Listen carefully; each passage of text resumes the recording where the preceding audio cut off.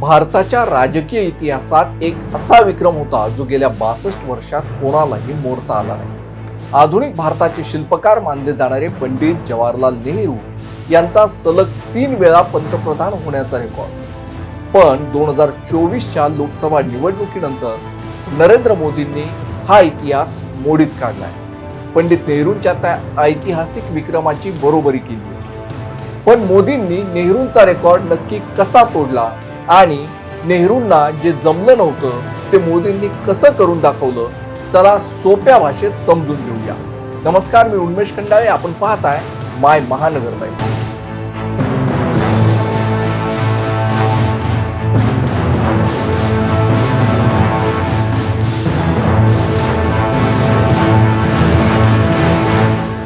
पंडित नेहरूंचा तो अभेद्य रेकॉर्ड काय होता तो समजून घेण्यासाठी आधी थोडं फ्लॅशबॅक मध्ये जाऊया। 1947 मध्ये देश स्वतंत्र झाला। त्यानंतर भारतात 1951, 1952 मध्ये पहिली सार्वत्रिक निवडणूक झाली। पंडित नेहरूंच्या नेतृत्वात स्वतंत्र भारताचे पहिले सरकार स्थापन झाले। पंडित नेहरूंची पहिली टर्म 1952 आणि दुसरी टर्म 1957, तर तिसरी टर्म होती 1962। पंडित नेहरूंनी सलग 3 निवडणुका जिंकून देशाचं नेतृत्व केलं। त्यांच्याकडे काँग्रेसचं पूर्ण बहुमत होतं। 1964 साली त्यांचं निधन झालं। त्यांच्या निधनानंतर सलग 3 वेळा पंतप्रधान होण्याचा पराक्रम इंदिरा गांधी किंवा अटल बिहारी वाजपेयी यांनाही पूर्णपणे करता आला नाही। वाजपेयी 3 वेळा पंतप्रधान झाले, पण ते सलग नव्हते। पहिले 13 दिवस, नंतर 13 महिने आणि अखेर 5 वर्षांचा पूर्ण कार्यकाळ वाजपेयींनी पूर्ण केला। नरेंद्र मोदींनी रेकॉर्ड कसा मोडला ते समजून घेऊया।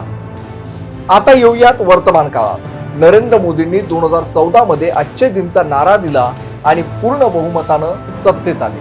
2019 मध्ये पुन्हा एकदा मोदी सरकार म्हणत त्यांनी आधीपेक्षा जास्त जागा जिंकल्या आणि 2024 मध्ये अनेक आव्हानांना तोंड देत त्यांनी सलग तिसऱ्यांदा पंतप्रधान पदाची शपथ घेतली। पण इथे एक मोठा ट्विस्ट आहे। नेहरू आणि मोदींच्या या विजयात एक मोठा फरक आहे, तो समजून घेतला पाहिजे। नेहरू विरुद्ध मोदी फरक काय? पंडित नेहरूंनी जेव्हा 3 वेळा निवडणुका जिंकल्या तेव्हा तिन्ही वेळेस काँग्रेसला स्वतःच्या बळावर स्पष्ट आणि प्रचंड बहुमत होतं। विरोधी पक्ष खूप कमकुवत होता। पण नरेंद्र मोदींच्या बाबतीत 2014 आणि 2019 मध्ये भाजपला स्वतःचं बहुमत होतं। मात्र 2024च्या निवडणुकीत भाजप 240 जागांवर अडकली। म्हणजेच मोदींनी नेहरूंच्या सलग 12 वर्ष अर्थात 4398 दिवसांचा विक्रम मोडला आहे। 4399 दिवस ते या पदावर आहेत।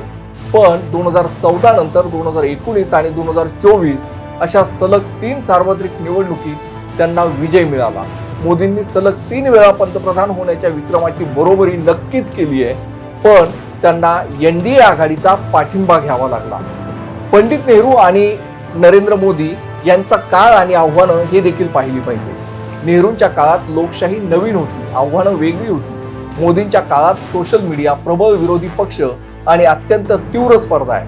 अशा काळात सलग तिसऱ्यांदा सत्तेत येणं हा एक राजकीय चमत्कारच मानला जातो।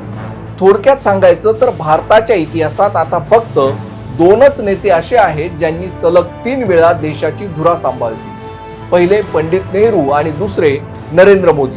विचारसरणी वेगळी असेल, कार्यपद्धती वेगळी असेल, पण नरेंद्र मोदींनी 62 वर्षानंतर हा रेकॉर्ड मोडून इतिहास रचलाय, हे नाकारता येणार नाही। कोण किती काळ पंतप्रधान पदावर आहे त्यापेक्षा या पदावरून त्यांनी काय कर्तृत्व गाजवलं हेही महत्वाचं आहे। पंडित नेहरू आणि नरेंद्र मोदी यांची तुलनाच होऊ शकत नाही, हे शरद पवार आणि देवेंद्र फडणवीस यांनीही मान्य केलंय। तुम्हाला काय वाटतं? नेहरूंचा तो काळ कठीण होता की मोदींचा हा काळ? कमेंट करून नक्की सांगा। व्हिडिओ आवडला तर लाईक आणि शेअर करायला विसरू नका आणि हो, माय महानगर लाईव्हला सबस्क्राईब नक्कीच करा। धन्यवाद।